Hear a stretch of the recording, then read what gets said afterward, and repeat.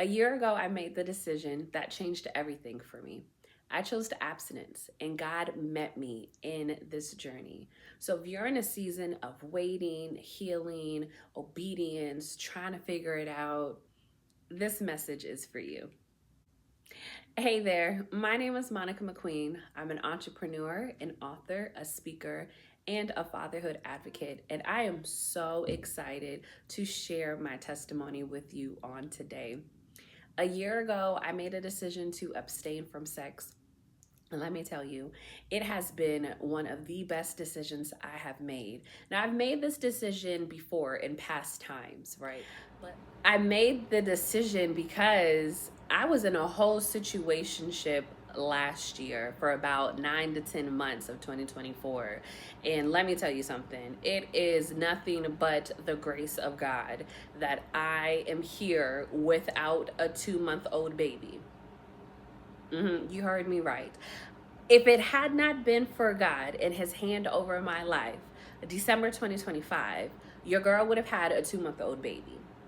Because in October, I would have been 9 months pregnant and had given birth. Okay. And when I say it's nothing but the mercy of God that I walked away from that situationship without any diseases, without any infections, without being pregnant by this now married man. When I say like God is good, God is kind, and he's so merciful. Like he's so merciful because he spared me from a situation with this now married man that had, and otherwise I would have had to deal with him and his wife in trying to raise this child. And there were a lot of things that we didn't see eye to eye on.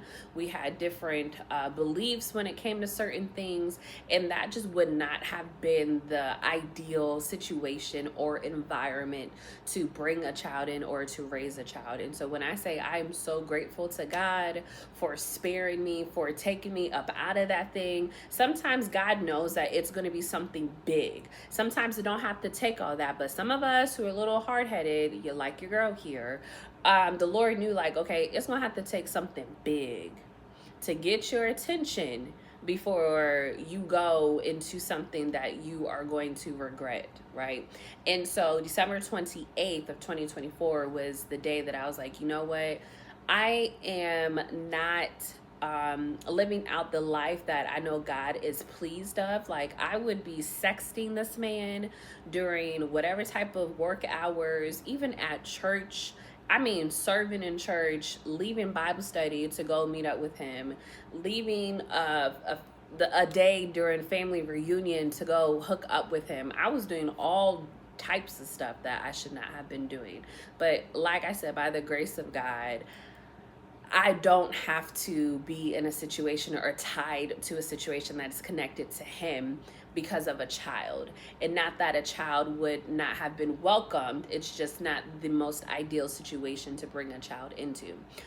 And so when I made the decision to abstain from sex, I really took the time to deal with me, to sit, to look in the mirror, to have quiet time with God, to do a lot of I cried a lot. I wrote in my journal. I did a lot of therapy.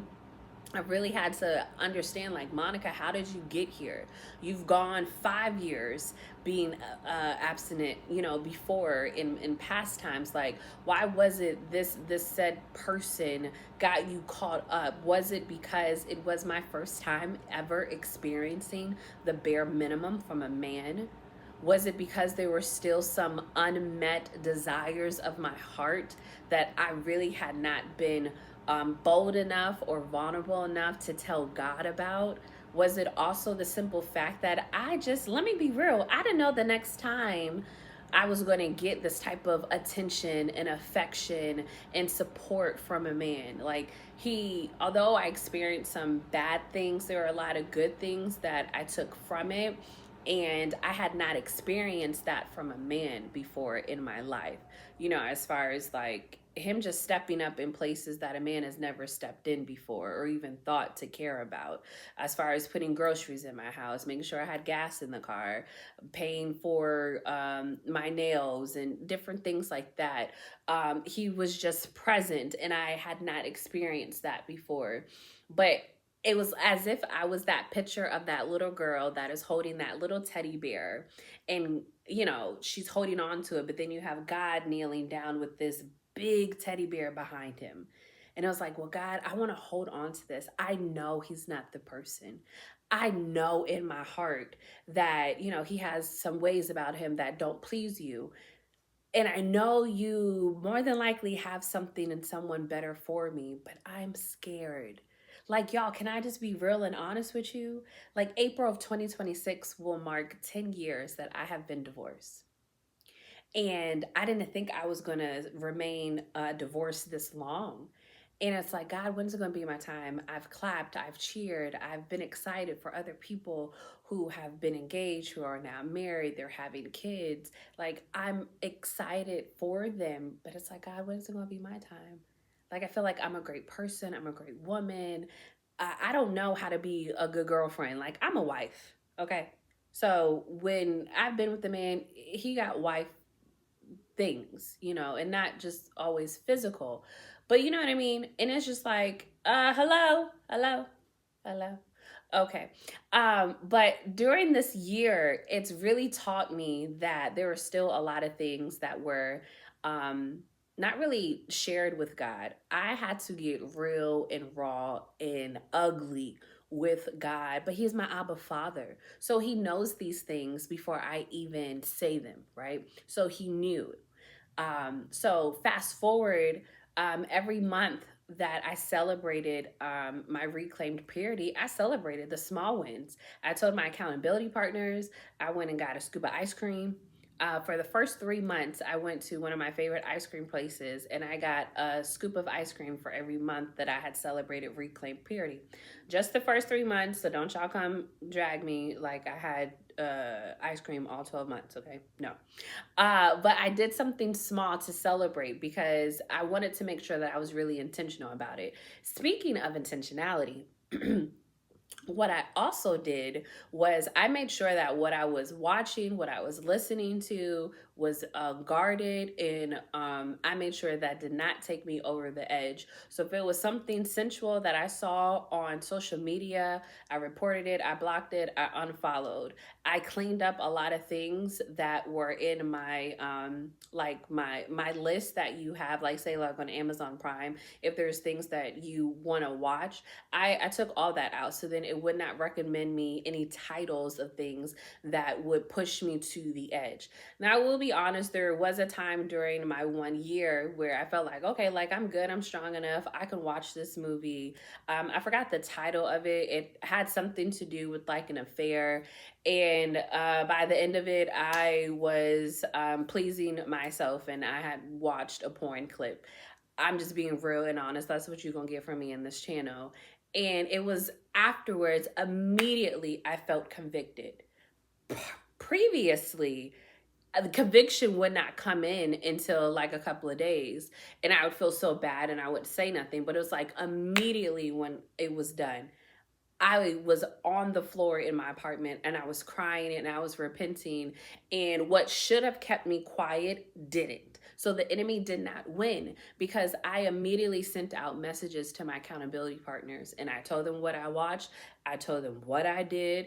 I told them that I repented, but I also needed them to keep me in prayer and to keep me lifted and to give them the space and permission to check up on me. Right? And you have to do that. So if you're in the process of thinking, or you're on the journey already of abstaining, or you are a virgin and you're waiting, don't think just because a certain amount of months or years have gone by that you're good and you don't need to have anyone hold you accountable. No, no, no, no. That's the enemy's playground. The enemy is going to make you think, oh, I've been doing good. I've been doing strong. You know, I haven't done nothing. We haven't done this, that, and the third. Oh, let me watch this. Let me listen to this. Let me go have dinner at so and so's house. Let me go and take that trip and we stay in the same room. Whatever the case is, like, be intentional about your boundaries. Be clear on them and stand by them. Another thing that I wanted to share, what this year has taught me, is really trusting God's timing, even when it don't make no sense. And when I mean no sense, I mean no sense. Like what your brain can think, it don't make no sense. And God has shown up in my life this year in 2025 in ways that have been completely different than any other years in the past. And I'm grateful for that, but it was trying. And I mean really trying, to the point of like I said, I'm an entrepreneur. I own a virtual assistant agency, and I had a client, my main client, for 4 years. And this particular client's invoice always paid, took care of my rent. And it's something that I boast about and or boasted about. I didn't know that I was dealing with the level of pride until our pastor was speaking about pride. And I was like, well, you talking about me?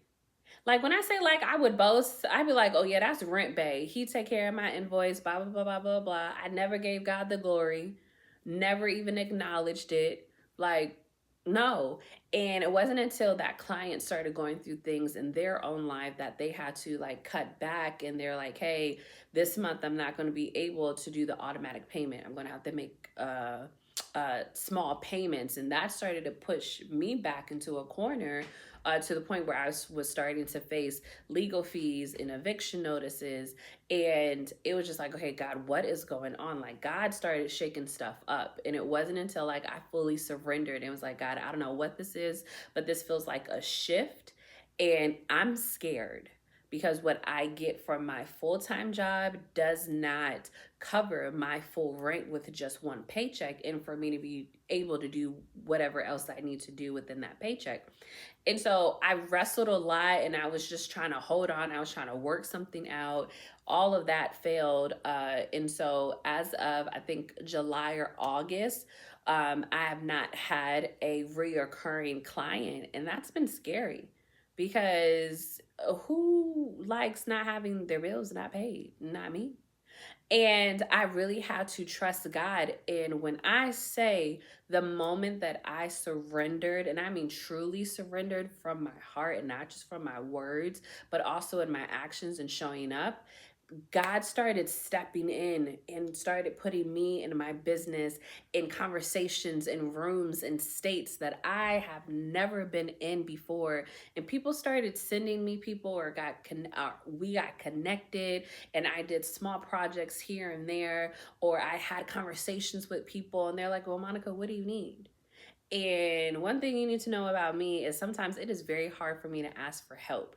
And one of the things that the Lord has dealt with me this year is you got to open up your mouth and tell people what it is that you need. And I'm not talking about blasting it to everybody, but those that the Lord highlights. And when I say these people that the Lord brought into my life literally are from heaven. I've had people put cash in my hands. They've Zelled me money. They've Apple paid me money. They've taken care of past due balances and this, that, and the third. Or they referred me to other people for my services. And God has stepped in every single step of the way. It's looked completely different than what I've been used to, but God has been with me every single step of the way. And also, when it comes to shifting and pivoting, I've had to shift in some friendships that I thought were covenant friendships and connections that I thought were going to be here for a lifetime or for a longer season. And there are some friendships that shifted. Some have ended that I did not see coming. And although I have grieved those occurrences, that situation.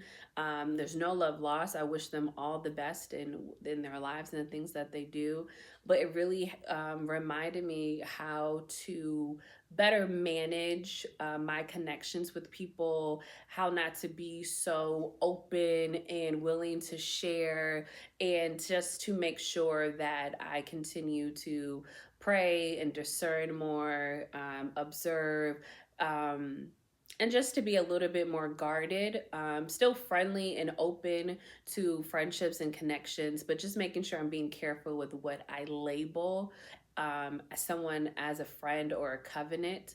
And maybe it's just for a season that, we're not on speaking terms right now. Maybe I'll come full circle. If not, what was shared during my time with these individuals was that time, and I will forever be grateful for even knowing them, and even sharing just a little bit a part of their lives, and vice versa. But I think that's just something that before I would really feel confused about, like, well, why would you let them come into my life if they're not going to stay, and blah blah blah blah. But a lot of times God allows people to come into our lives. It's cliche to say, but it's true, for a reason, a season, or for a lifetime. But it's up to us to figure out and determine which category we put them in, and not mislabeling them, because when it comes time for that shift, or if something happens and you don't see eye to eye, or you're not able to restore that connection or friendship, then your heart is going to hurt because of all the time and things that you've invested into that person or that friendship or connection. So that's something else that I've had to learn. And lastly, I'll say this, and share this, is that what I have learned through abstaining is also discipline, also setting boundaries. Like I said earlier, it'll be 10 years that I've been divorced, but y'all, I am a single woman who still has hope. I am still a hopeless romantic. I love love, godly love, and I truly believe that, my husband is out there, and I am looking forward to meeting him and for us coming together, and just being a partner, being a helpmeet, building a life together with him and his fine self, and raising kids and a family. But I just want to encourage anyone, whether you are single, you've never been married, or you're divorced, or you're widowed. If you have a desire for marriage, God is going to be faithful. He's going to bring that person. It may not be along the timeline, Lord knows, that you and I wanted to be, but He is the best author that there is. So if it has not happened, God is still working. He's working on them, He's working on you and me. And just enjoy this time of being single. Continue taking the time to not only deepen your relationship with Christ if you are a believer, but take the time to get to know you. Be okay with yourself. Take yourself on dates. Go on trips by yourself. Go to different events. Go to the park. Go to the museum. Whatever it is, you can read all the books. You can read all the podcasts.